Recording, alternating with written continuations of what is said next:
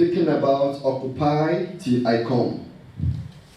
Occupy Till I Come. The story we read about the parable of the miners. Christ was on his way to Jerusalem to be crucified. So it was his last journey. Then he told them these parables about a nobleman who was going away to a far country to return later, and he gave 10 minas to 10 of his servants. And the citizens of those lands hated him. And you know the story, the citizens who hated him were destroyed, and he honored those who trade with the 10 minas. First of all, I want us to see the generosity of God. The Bible says this nobleman, who in this case represents the Lord Jesus Christ, gave 10 minas to 10 servants. A mina equals 3 months' pay. So say, I'm going away, but have this 3 months' pay, trade with it, occupy with till I come. In other words, Christ is saying here, I'm going away. Fill in for me. So my height becomes the height of Jesus. My nose becomes the nose of Jesus. My eyes becomes the eyes of Jesus. My thought becomes the thought of Jesus. My legs becomes the legs of Jesus. Fill in for me. I'm going away. Have these 10 minas. You know, to be given a mina in those days, as I said, 3 months' pay. So this is generous. This is apart from their salary. This is apart from what they are entitled to. This apart from those things they will use to pay their normal bills or their feeding or whatever. So just take this for you, trade with it.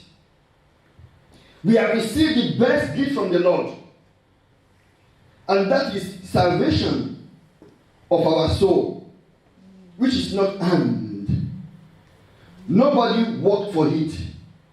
God graciously, in his own mercy, gave us Jesus. Go to those people. Go and die for their sins. Because without the shedding of blood, there is no remission of sins. So God the Father told God the Son, you go. Go and be born in the likeness of men. Go and pay for the penalty of their sins. And as many people that believed shall be saved. Unharmed by anyone. It's just by the grace of God. That's the best gift. And Jesus Christ is the best gift to humanity, to all human beings. Try with this finance. So that's apart from that. Now, every individual, we have talents, we have gifts, we have special abilities. So now that will now take me to the expectation of God for every one of us. What is God expecting of me? And what is God expecting of you and I?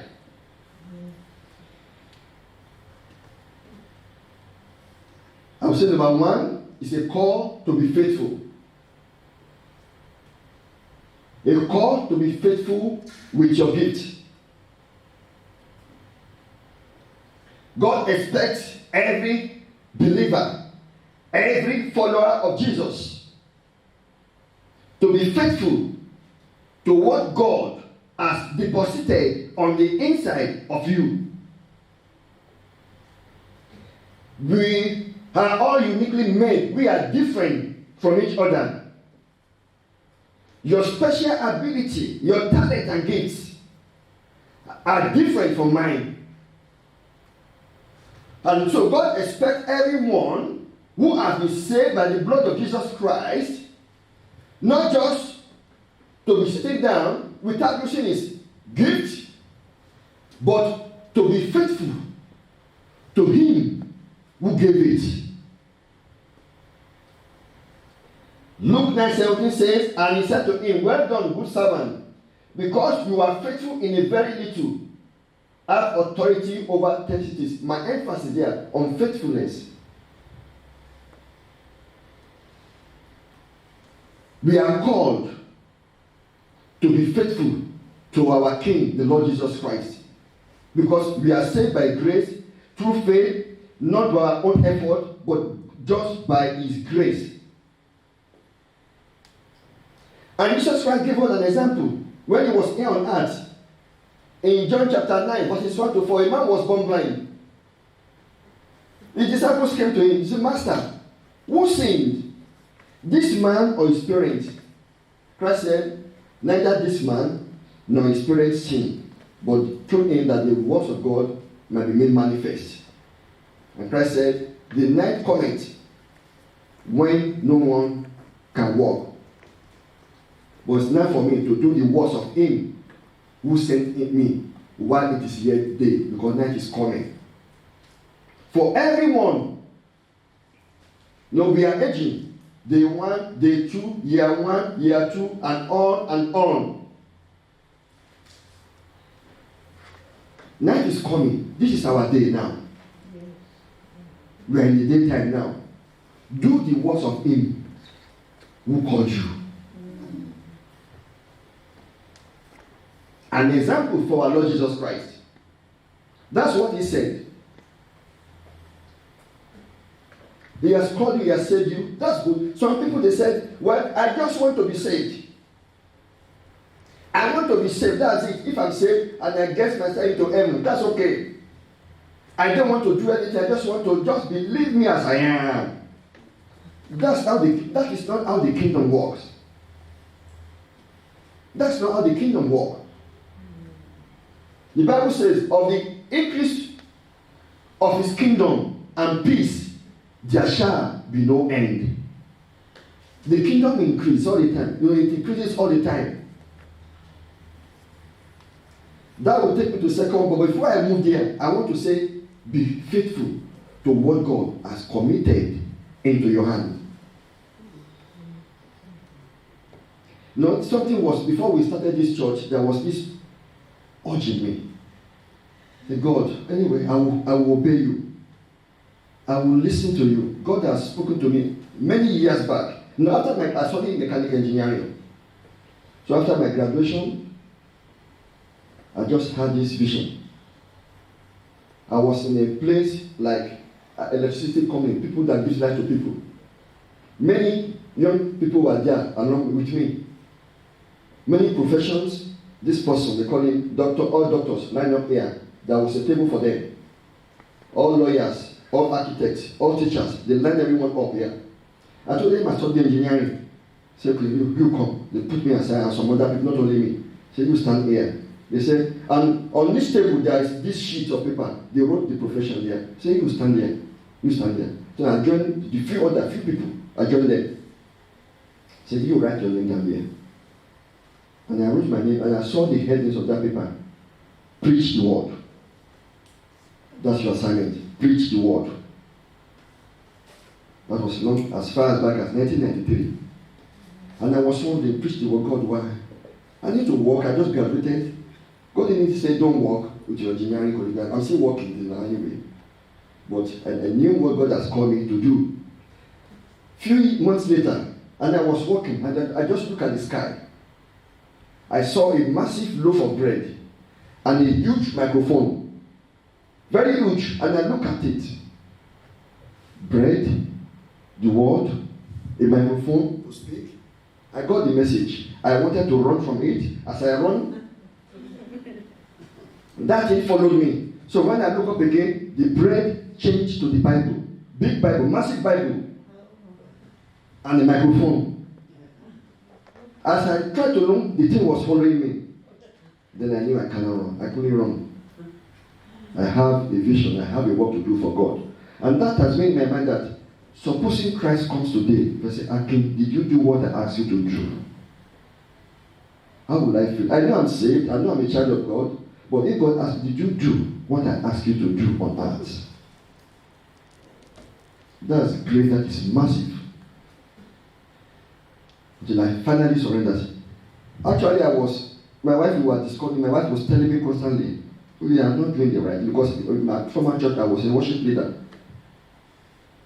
So I was thinking of changing church to maybe to go to another place, and God told me, I asked you to be a preacher of the word. You are looking for someone to preach to you. Anyway, I surrendered finally. You have to be faithful to God who calls you. We are not all to be preachers, but some, they are very good in whatever God has committed into you. Special skill and ability. Be faithful to what God has called you to do. And we are all students. We don't graduate in GCK in the kingdom of God. No graduation. Everyone is a student. We are all students of the Holy Spirit. We are all students of the Lord Jesus Christ. The last time Jesus Christ appeared to me, I have seen Jesus Christ many times, but the last time he appeared to me, I was in a classroom and he was on the board teaching me something. I was the only student, and I looked at him on the board, writing something. I was sitting, and I was at the same time, looking at myself, and I couldn't just behold him, because it dwells in an unapproachable light. That was the first time I couldn't look at him. The light was so brilliant, I just couldn't look at him. We are all students in the school of the Holy Spirit. You have been called to be faithful to what God has committed into your hands. The Bible says in 1 Corinthians 4:2 that, moreover, let a man so consider us as a servant of Christ and stewards of the mystery of God. Moreover, it is required in stewards that one be found faithful. Stewards is someone who manages someone else's property or business. We are managing for Jesus. We are all managing in our own capacity for Jesus. So we are called, we are supposed to be found faithful to what he has given unto you. And 1 Peter 4:10 says, as each one has received a gift, minister it to one another as good stewards of the manifold grace of God. It's for others. Your gift is for others, not just for you. You know, some people, they have gifts of healing and workings of miracles, whatever. And this thing triggers only when they come to the body of Christ. When they are sitting alone, it might not even happen. Even when they are just saying, I want to heal myself. But when they are in the body of Christ, body of believers, it is not your gift, it is the gift of the Holy Spirit. And Holy Spirit activates it when people of God comes together to worship. So as God has given you that gift, minister it to one another as stewards of the manifold grace of God. What you are doing now, I'm ministering now. To an ordinary man, to a layman, who say, what is this man saying? He's teaching or he's preaching. This is ministry. We minister life to people. This is not educational environment. This is not training environment, but we are ministering life. The Christianity is about the life of God in us, which we minister to each other. So when someone comes here and sings, that person is ministering life to us. When someone is praying or reading the Bible, we are ministering life to each other. When someone is preaching, that is why miracles happen. In the environment of power, when the people of God comes together to pray, point number 2, God wants you to increase. I read from Luke 19:16-17. Then came before, saying, Master, your miner has earned 10 minas. And he said to him, well done, good servant, because you are faithful in a very little, have authority over 10 cities. Even the Bible called it, even as I call it generous. God said, even in a very little, you have been faithful in that very little thing, have authority over 10 cities. God said, well done, good servant. This is the kind of words I want to hear from, the response I want to hear from Jesus. After maybe fracture takes place, or at old age I die, and I meet him one-on-one, this is the kind of response I want to receive from the Lord. Well done, good servant. You are faithful. You have fought the fight. You have won the race. That's the kind of message I want to hear from Jesus. When I will lay down my cross at his feet, Lord, I say, welcome home, son. And that should be for every one of us. Increase. Increase. The kingdom of God must increase. Of the increase of his kingdom and peace, there will be no end. Isaiah 9:7. So we have to increase. We don't have to mark time. We have to move from one level to other. So what you know last year, you should build up on that one. We are still early part of 2021. Build on what you know now or last year. Your relationship with Jesus, your activities with Jesus, and everything that you do for Jesus. Try to improve on it. Increase, increase, increase. As you minister life to people, increase in what you do. I want to liken that when you say, when we minister life to others. We flow to others. The life of God in us. When you begin to minister, when there is going to be an increase. Because this person used that money. And 1 miner turns to 10 miners. Because it puts that into use. So when you put your gifts, your ability, your talent into use, there will be an increase. You are a singer, use it for the glory of God. There will be an increase. You will be getting better and better. If you are a good teacher, Bible teacher, continue to teach. If you are good in helping or ministry of help in the church, do it. If you are good in comforting people, use it. Whatever gift you have, you know it. Use it. There will be an increase. God wants increase in all that we do. Not stand dancing. As river flows, river carries all debris. Anything called dead bodies of animals, whatever, rivers wash them away. For a river that is tranquil, very quiet and calm, you see, there is refreshment, there is enrichment. The water is oxygenated because it flows. A stagnant water is stinky, is dirty, and is colored black or whatever. When a man does not put his gift into use, it just remains there, untapped, unused, unprofitable.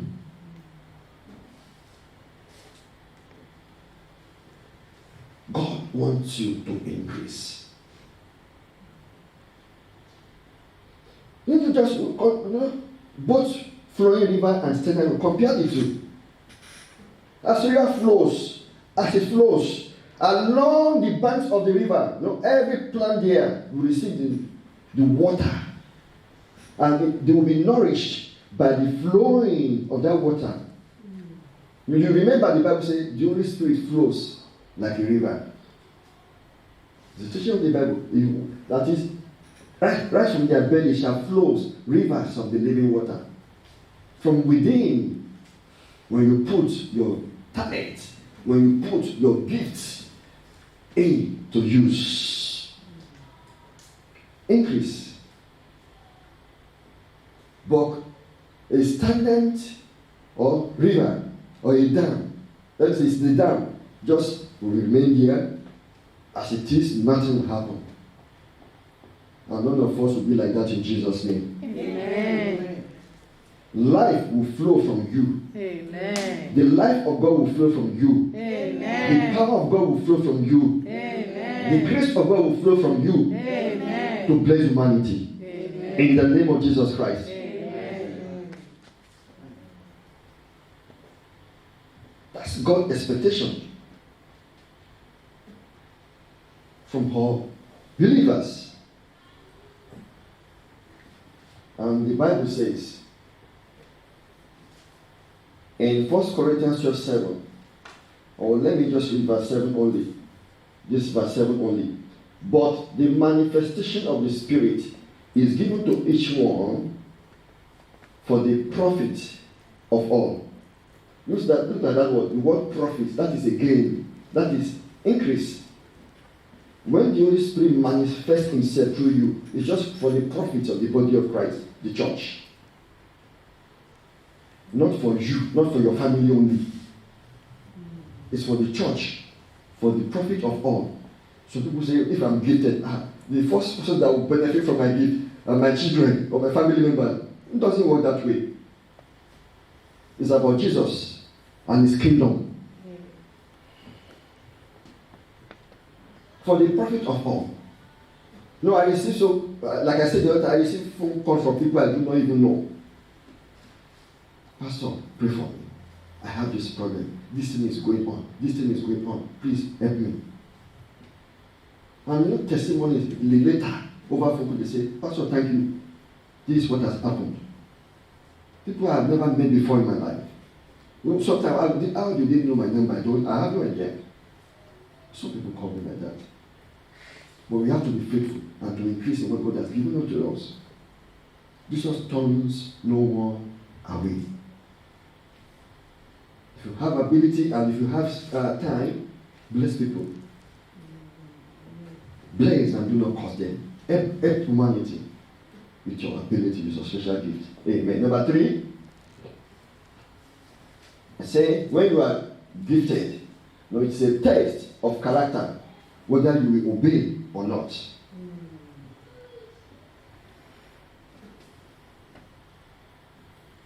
Your ability, your gifts, or your talents are supposed to be used in line with your character.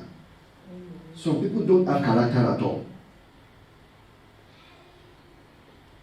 You know what I said? They don't have character at all. And when you have anointing, when you are gifted but no character, it is that thing that will kill that ministry. When you don't have character, character must match your gift. That is why it is always good to have the fruit of the Spirit. When you have the Holy Spirit, allow him to manifest himself in you. Let Christ, Galatians 4:19, Paul says that, my little children, with whom I am travail, until Christ be formed in you. Manifestation of glory and power of Jesus in us. Character is very vital in our Christian life, in the journey of life, in the kingdom of God. Now the Bible says in Luke 19:21-22, for I feared you because you are an austere man. The third person now talking to the Lord, to the Master. You collect what you did not deposit and reap what you did not sow. And he said to him, out of your own mouth I will judge you, you wicked servant. You knew that I was an austere man, collecting what I did not deposit and reaping what I did not sow. No, the Master said, out of your own mouth I will judge you. This man was saying, I knew, God, you are all powerful. God, there is nothing you cannot do. Actually, God, you don't need my help. You reap where you did not sow. Where you did not deposit, you will collect, because all power belongs to you. You are sovereign. So you don't really need my help, God. Some believers are like that. And you will see them there, they do nothing throughout their life. They tell the Master, no, what is my hand? They say, out of your own mouth, I will judge you. Before a word can come out of a man's mouth, he must have been thinking about it. You know, in Jesus' teaching to his disciples, he warned about the condition of the heart, that what defiles a man is not what you eat, what you drink, or what you do, but what comes from the heart. That is what defiles. I said that a few weeks ago. Please, let me say this guy, not about drug and alcohol. Because a pastor said that what defiles a man is not what goes into a man. Drug will defile and destroy life. And alcohol, that is not what I'm saying. Drug and alcohol, out of it. But it's not about what you eat, the food you eat, the water you drink, or the juice you drink. Those things don't defile you. But the condition of the heart. So guard your heart. I would say guard your heart with all diligence, but from your heart comes the issues of life. Please don't allow junks into your heart. When you allow junks into your heart, it's garbage in, garbage out. What's in your heart, you will speak out. That's Christ said, yeah, out of your own mouth, I will judge you. So your thoughts become your words. And when you say it, your words becomes your action. You can see the progression.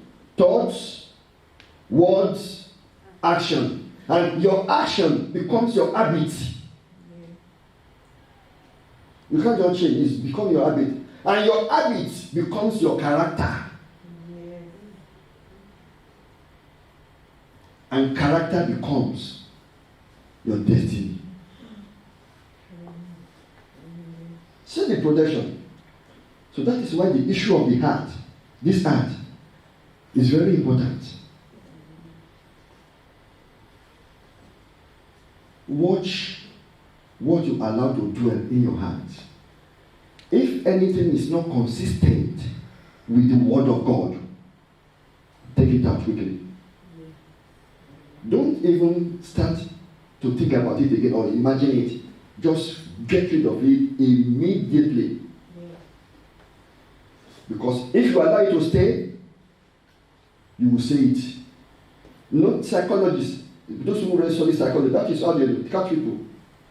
When they are looking for people, they are taught, sometimes criminals, by the words of their mouth, you will catch them. Because things that have been locked, they have been sitting in their heart for ages, they will speak it out. What you don't think, you don't say it. Progression. Your heart, your thoughts, to your words to your action to your habit to your character to your destiny. Please, God will help every one of us in the name of the Lord Jesus Christ. Amen. Just watch everything, even the things that we watch that is not godly. The books we read all those things that, or you look on your phone, not godly. Do away with all these things. They are not helpful. They are not helpful at all. If you weigh it by the word of God and it's not there, cast it aside. I've said this the other time, Galatians 4:19, in New Living Translation. The other one I quoted was King James Version, but this is New Living Translation. Oh, my dear children, I feel as if I'm going through labor pains for you again. And they will continue until Christ is fully developed in your lives. Speaking about character. It's about character. Moses was about to take, actually he took law into his own hands by killing Egyptians, and he fled. So it took it another 40 years for God to call him. Come out, Moses, go and deliver my people from the land of Egypt. For God to develop his character. God may be testing your character. What he has given unto you, are you going to obey or not? Please note this carefully. The third servant did not trade with that thing, but he did not go to hellfire. What makes us to get into God's presence forever is the salvation of our soul. when you believe on the finished work, you will be at the feet of the Lord in heaven forever. You know, the person that were cast into lake of fire, those who were punished, were the citizens that hated the nobleman, not the third servant that said, I will not trade what you are giving me. That's why the Bible says that some people, when they will get to heaven, it will be as if they pass through fire because they have no work to show. Whereas some people's soul will be tested, it will be like gold. Some people's soul will be like diamond, some like silver, some like stubble, some like paper. And fire will test everything, and you know, stubble and paper, they will be consumed immediately. But how do you destroy diamond with fire? God will help us in Jesus' name. Let's watch our character until Christ be formed in you. And finally, the last point is about the reward. A reward with more authority to the faithful. Now, this guy here, the first person, the Bible says, and he said to him, well done, good servant. In verse 17, because you are faithful in a very little, have authority over 10 cities. The one that was faithful over, the second person that was faithful, he had authority over 5 cities. And towards the end of the Bible passage you read, the man who has more, you know, it was given another one. The man who didn't trade with his own mina, it was collected from him and given to this man who has 10 minas. And Christ said, you have authority over 10 cities. Now, watch this. The reward of the Lord comes with authority. So when God rewards me, it's not about I'm going to sit down or I'm going to rest, I'm going to do nothing. No. It is with authority. He said it clearly. Have authority over 10 cities. It's more authority, more dominion, more power to work for him. Actually, this speaks about millennium reign of Christ. So Christ will come again to dwell on earth for 1,000 years. This will happen then. It's more dominion, more authority. It's not about time to rest and sleep and do nothing. Because we have done so very well, God says He will reward you. But God's reward is not until millennial reign. It starts from now. When you are faithful to God, God knows how to reward His people and bless them. Look at this Bible passage. Luke 18:29 to 30. The Bible says, so He said to them, assuredly I say to you, there is no one who has left house, or parents, or brothers, or wife, or children, for the sake of the kingdom of God, who shall not receive, please watch that, who shall not receive many times more in this what? Present time. In this present time, and in the age to come, eternal life. So your reward is not going to, when I get to heaven, it starts from now. And the reward of God, you can't quantify it. When God begins to reward you, you may not even know it's the reward of the Lord. Because when people will say, it's about monetary, or it's about physical thing, hardware, something you can see and touch. When God rewards you, you might not even know about it at all, but God has protected you. What about protection? What about the preservation of life? What about the near miss? All those things, God rewards His people. And I pray that as we have listened to the word of God today, may His power and blessing and glory be upon our lives in Jesus' name. We have listened to God's expectation of you. So I want you to just think about it for a minute. About faithfulness, about increase, about character, and about the reward. Every one of us, we are all equal before God. God is depending on you to walk with Him. God wants you to walk with Him. Can He depend on you? Can God depend on you to reach your family who are not yet saved? Can God depend on you to reach your community who are still in darkness? Can God depend on you to reach your workmates who are still in darkness, those who have not given their life to Jesus? Can God depend on you to help someone you did not even know? Can God depend on you? Think about these things, and as you do so, the Lord will help you and will give you strength and grace and ability to walk with Him in Jesus' name. Amen. Amen.